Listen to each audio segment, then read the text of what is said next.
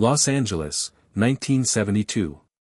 A soundstage at Warner Brothers Studios. The film is The Mechanic. A thriller about a professional assassin who takes on an apprentice. Charles Bronson plays the lead. The assassin. Cold. Calculating. Deadly efficient. The director is Michael Winner. He's worked with Bronson before. Knows how Bronson operates. Minimal takes. No drama. Just show up. Do the work. Go home. The supporting cast includes a young actor. Let's call him David. That's not his real name. But the people who were there know exactly who this story is about.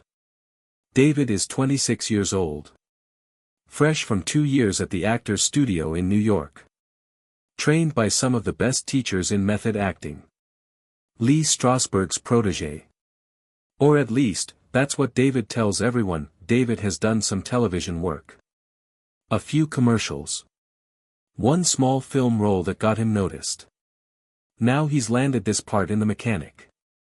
Playing Bronson's apprentice. It's his biggest opportunity yet. His chance to work with a real movie star.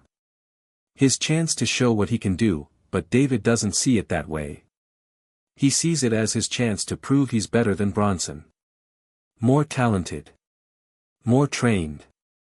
More serious about the craft. David arrives on set the first day of filming with a very specific attitude. He's prepared. He's studied his character for weeks. Created a backstory. Developed motivations. Made choices. He's ready to show everyone what real acting looks like. Bronson arrives 15 minutes later. No entourage. No assistant. Just Bronson. He nods to the crew. Sits down. Reads through the script pages for today's scenes. Doesn't talk to anyone unless they talk to him first. David watches this. He's confused. Where's the preparation? Where's the character work? Where's the process? This is a major film. A lead role. And Bronson is just sitting there reading pages like it's a grocery list. The first scene they shoot together is simple. Bronson's character is teaching David's character how to break into a car. It's a quiet scene. Mostly physical. Very little dialogue. The focus is on the actions. The technique. The mentorship dynamic. Winner calls action. Bronson begins. He moves efficiently. Every motion economical. Every gesture purposeful. No wasted energy. He demonstrates the technique once. Then waits for David's character to try. David begins his performance. But he's not just doing the actions. He's acting. He's showing emotion. Showing nervousness. Showing eagerness to please. He's making choices. Big choices. Visible choices. Winner calls cut. He looks at David. Says that's too much. The character is supposed to be learning. Watching. Not performing his feelings. Just do the actions. Let the camera see what you're thinking. Don't show us. David nods. Says he understands. But inside, he's thinking Winner doesn't understand method acting. Doesn't understand that you have to feel everything. Have to show the internal work. They do another take. David tries to pull back. But he can't help himself. He's still indicating. Still performing. Still showing everyone how hard he's working. Bronson doesn't say anything. Just does his part. Waits for David. Does it again when they reset. After 5 takes, Winner gets what he needs. Mostly from Bronson's side of the scene. David's performance is usable but not great. Winner makes a note to shoot more coverage of Bronson. Less of David. Protect the scene in editing. During the lunch break, David sits with some of the younger crew members. He starts talking about his process. About how he prepared for this role. About his training at the Actors Studio. About the importance of emotional truth and sense memory and all the techniques he's learned. One of the crew members mentions that Bronson never trained formally. Just learned by doing. David laughs. Says it shows. Says Bronson's not really acting. He's just being himself. That's not craft. That's just showing up. The crew member goes quiet. Looks uncomfortable. Doesn't argue. But makes a mental note. This kid doesn't understand what he's talking about. That conversation gets back to Bronson. Not directly. But the way things do on a film set. Someone mentions it to someone else. Word travels. Bronson doesn't react. Doesn't confront David. Doesn't say anything to anyone. Just files it away. Keeps working. The next week, they shoot a more complex scene. An emotional confrontation. David's character has made a mistake. Gotten someone killed. Bronson's character has to decide whether to kill him or let him live. David has prepared extensively for this scene. He's worked on it every night. Found emotional triggers. Built up to this moment. He's ready to show everyone what he can do. Winner calls action. David launches into his performance. Big emotions. Tears. Voice cracking. Hands shaking. He's giving everything. Showing all the internal work. Making it visible. Making it big. Bronson just stands there. Watching. His face barely moves. His eyes stay locked on David. Evaluating. Calculating. The assassin deciding. Winner calls cut. He looks at the script supervisor. Asks how long that take was. She says 2 minutes and 40 seconds. The scene is written for 1 minute and 30 seconds. David added a full minute of emotional performance. Winner looks at David. Says it's too much again. The scene is about Bronson's character making a decision. Not about your character falling apart. Pull it back. Make it smaller. Let Bronson carry the scene. David is frustrated now. He's doing what he was trained to do. Accessing real emotion. Being truthful. But Winner keeps telling him to do less. It doesn't make sense. They shoot the scene again. And again. And again. By the 8th take, David is exhausted. He's been crying real tears for 8 takes. His emotional triggers are depleted. He's got nothing left. Winner finally says okay. We got it. But he's not happy. He knows he'll have to use Bronson's reaction shots to make the scene work. David's performance is too much. Too indicated. Too performed. After that day, David starts to realize something might be wrong. But he doesn't know what. He's doing everything his teachers taught him. Everything that worked in class. But it's not working here. That evening, David approaches Bronson in the parking lot. Asks if they can talk. Bronson looks at him. Waits. Doesn't say yes or no. Just waits. David starts explaining his frustration. Says he's trained extensively. Studied the craft. But Winner keeps telling him to do less. He doesn't understand. How can doing less be better? Bronson is quiet for a long moment. Then he asks a simple question. Who are you performing for? David is confused. Says he's performing for the camera. For the audience. For the film. Bronson shakes his head. Says no. You're performing for yourself. You're showing everyone how hard you're working. How well you're trained. How much you're feeling. That's not acting. That's ego. David tries to defend himself. Starts talking about emotional truth.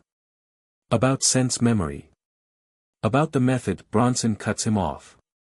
Says I know about the method. I've seen it. Sometimes it works. Sometimes it's just actors masturbating in public.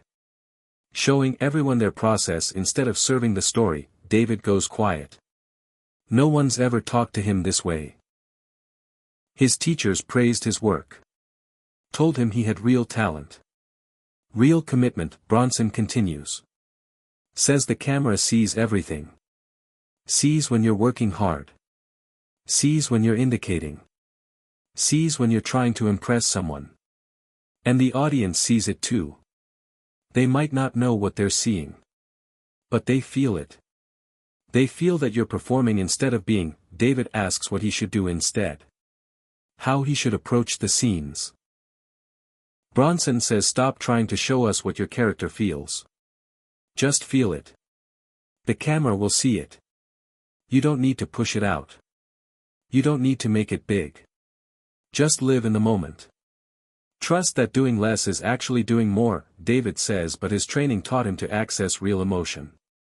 To use personal memories. To build up to emotional moments. Bronson says that's fine for stage work. Where you need to project to the back row. But film is different. Film is intimate. The camera sees your eyes. Sees the smallest changes in your face. You don't need to show anything. Just be. Just exist in the scene. The rest takes care of itself. David asks how Bronson does it. How he makes it look so easy. Bronson says it's not easy. It's simple. Different thing. He doesn't prepare by building emotional histories. He prepares by understanding what his character wants in each scene. What he's trying to accomplish. Then he pursues that objective. Everything else is just noise. David is processing this. It contradicts everything he learned. But he's also seen Bronson work. Seen how the crew respects him. Seen how Winner trusts him. Maybe there's something here. Bronson says one more thing before walking away. Says your teachers taught you a lot. But they also taught you some bad habits. The biggest one is thinking that acting is about you. About your feelings. Your process. Your technique. It's not. It's about serving the story. Making the audience believe.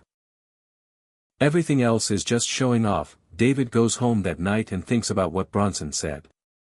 He watches his previous work. Watches his television appearances. Watches that small film role. And he starts to see it. The indicating. The showing. The performing for the sake of performing. That he realizes he's been doing what his teachers praised him for. But what works in an acting class doesn't necessarily work on camera. The class rewards big choices. Visible emotion. Demonstrated technique. But the camera rewards truth. Simplicity. Being rather than showing. The next day on set, David approaches the work differently. He stops trying to show everyone his process. Stops building up to emotional moments. Just tries to exist in each scene. To listen to Bronson. To react honestly. To pursue his character's objectives without decoration. Winner notices immediately. Calls David over after the first take. Says that's better. That's what I've been asking for. Whatever you're doing differently, keep doing it. They shoot for another 3 weeks. David continues this new approach. Stops performing. Starts being. His work improves noticeably. The dailies look better. Winner is pleased, but something else happens. Something David doesn't expect. The less he tries to stand out, the less he actually stands out. His performances become competent but unremarkable. Professional but forgettable. He realizes something painful. His training taught him to be impressive. To show his skills. To demonstrate his talent. But by doing that, he was actually calling attention to the acting rather than the character. Now that he's removed all that performance, what's left is just adequate. Serviceable. Nothing special. Bronson, meanwhile, continues to be magnetic on screen. Not through big choices or visible technique. Just through presence. Through authenticity. Through being so completely himself that you can't look away. David understands now what Bronson tried to tell him. It's not about the technique. It's about who you are as a person. What you bring to the role from your own life. Your own experiences. Your own understanding of struggle and survival and what it means to be human. David has technique. He has training. He has skill. But he doesn't have what Bronson has. That quality of lived experience. That weathered authenticity. That presence that comes from surviving real hardship rather than just studying it in acting class. The mechanic finishes shooting. David's performance is fine. Usable. Winner doesn't have to cut around him or fix his scenes in editing. But he doesn't stand out either. His work is professional and forgettable. The film releases in November 1972. Critics focus on Bronson. They barely mention David. The few reviews that do mention him describe his performance as adequate. Competent. Nothing more. David gets a few more small roles over the next 2 years. But his career never takes off. He doesn't become the star he thought he'd be. The training and preparation and technique aren't enough. He lacks something essential. Something you can't learn in acting class. By 1975, David has mostly left acting. He teaches occasionally. Works in regional theater. Does voiceover work. Makes enough to live but never achieves the success he dreamed of. Years later, in an interview, David is asked about working with Bronson. He's honest. Says Bronson taught him more in 5 minutes than 2 years at the actor's studio. Taught him that technique without authenticity is just showing off. That preparation without truth is just preparation. That you can't perform your way into being real. You either are or you aren't. The interviewer asks what David learned specifically. He thinks for a moment. Then says Bronson taught him that the best acting doesn't look like acting. It looks like someone living their life and the camera happened to be there. And to achieve that, you need to stop trying so hard. Stop showing your work. Stop performing for approval. He says his teachers taught him to be impressive. Bronson taught him to be invisible. To disappear into the character so completely that the audience forgets they're watching an actor. But to do that, you need something more than technique. You need experience. You need authenticity. You need to have lived a real life with real struggles. Not just studied them. David admits he didn't have that. He had training and intelligence and commitment. But he hadn't lived enough. Hadn't suffered enough. Hadn't survived enough to bring that quality of authenticity that separates competent actors from truly great ones. Bronson had lived through the coal mines. Through poverty. Through war. Through 20 years of rejection.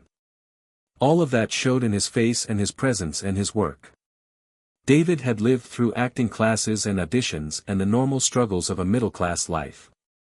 Not enough to give him what Bronson had. The interviewer asks if David regrets his approach early in his career. The big performances.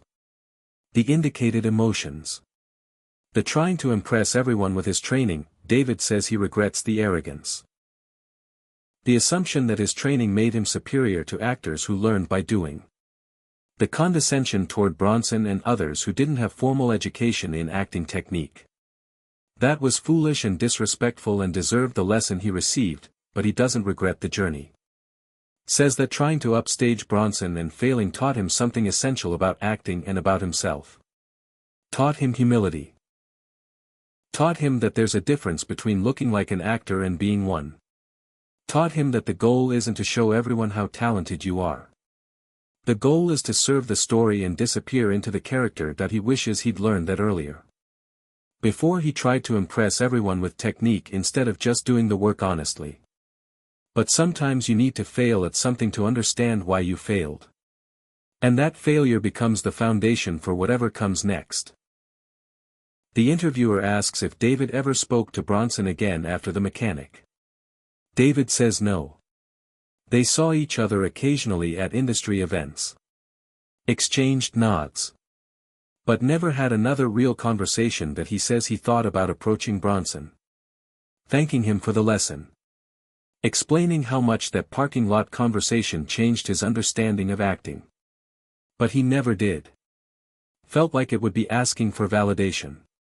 Asking Bronson to acknowledge his growth. And that seemed like just another form of the same ego that got him in trouble in the first place. So he just let it be. Carried the lesson forward. Tried to apply it in his own work. Shared it with students when he taught. Made sure other young actors didn't make the same mistakes he made. Didn't approach their craft with arrogance and assumption that training equals talent. The Mechanic became a cult classic over the years. People still talk about Bronson's performance. The cold efficiency. The minimal emotion. The way he could convey so much while appearing to do so little. It's considered one of his best roles. A perfect example of how less is more when you have real presence and authenticity. No one talks about David's performance. It's not bad enough to be memorable. Not good enough to be praised. Just adequate. Professional. Exactly what you get when someone has technique but lacks the essential quality that makes acting feel real rather than performed. But here's what's interesting. The lesson from that production didn't just affect David. It affected other young actors who heard the story. Who learned that trying to upstage a veteran actor with visible technique usually backfires. That the goal isn't to be impressive. It's to be truthful. The story spread through acting circles. Became a cautionary tale. Young method actors coming to Hollywood. Trying to show everyone their training. Their process. Their emotional depth. And learning the hard way that cameras don't care about your technique. They care about whether you're real. Bronson never talked about this incident publicly. Never mentioned David or what happened on that set. That wasn't his way. He wasn't interested in embarrassing anyone or proving he was right. He just did his work and let the results speak for themselves, but people who worked with Bronson saw this pattern repeat. Young actors coming in with big egos and serious training. Trying to make impressions. Trying to stand out. And Bronson, without saying much, teaching them through example that none of that matters. Only the work matters. Only the truth matters. Winner, the director, said years later that the Mechanic taught him something about casting. He realized that technical training isn't the most important qualification. Life experience is. Authenticity is. Having actually survived struggle rather than just studying it intellectually. He said Bronson was perfect for roles about tough men who'd lived hard lives because he had lived a hard life. His face showed it. His presence conveyed it. You couldn't fake that quality or manufacture it through acting exercises. You either had it or you didn't, and young actors fresh from training programs usually didn't have it. Not because they weren't talented or committed. But because they hadn't lived long enough or struggled enough to bring that weathered authenticity that roles like this required. Winner said he started casting differently after The Mechanic. Looking for actors who'd actually lived. Who'd experienced real failure and real survival. Not just actors who could perform emotions but actors who carried genuine emotion in their faces and bodies from years of actual experience. That's the real legacy of what happened on The Mechanic set. Not just one young actor learning a hard lesson. But an entire shift in how some filmmakers thought about casting and what makes an actor truly effective on camera. David's career might have ended. His dream of stardom might have died. But the lesson he learned lived on. Passed from actor to actor. From teacher to student. From one generation to the next. Don't try to upstage veterans with technique. Don't perform your feelings. Don't show off your training. Just do the work. Be truthful. Serve the story. Everything else is ego and noise. Charles Bronson taught that lesson not through lectures or deliberate mentorship. Just by being himself. By doing his work with complete authenticity. By showing through example that real presence comes from real experience. That you can't perform your way into being genuine. You either are or you aren't, and if you try to fake it, if you try to use technique to substitute for authenticity, people will see through it. Maybe not consciously. but they'll feel it. They'll sense something isn't quite real. And that feeling will prevent them from fully believing in your performance. That's what happened to David. He had all the training in the world. All the technique and preparation and emotional work. But he didn't have authenticity.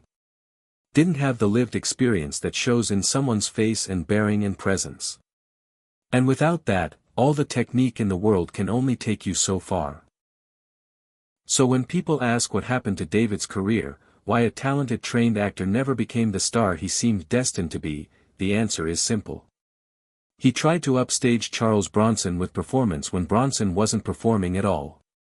Just being. And that difference, between performing and being, between showing and existing, between technique and authenticity, makes all the difference in the world. Your training might be impressive. Your preparation might be thorough. Your technique might be flawless. But if you're using all of that to hide the fact that you haven't actually lived enough to bring genuine authenticity to your work, eventually someone like Bronson will come along and expose that limitation just by being himself. And that exposure, that moment of realizing your technique isn't enough, either destroys you or teaches you the most important lesson of your career. For David, it did both. Ended his dream of stardom. But taught him something essential about acting and life and the difference between looking impressive and being real. A lesson that's worth more than any amount of success built on a foundation of technique without authenticity. Because success built on performance eventually crumbles. But wisdom earned through failure lasts forever.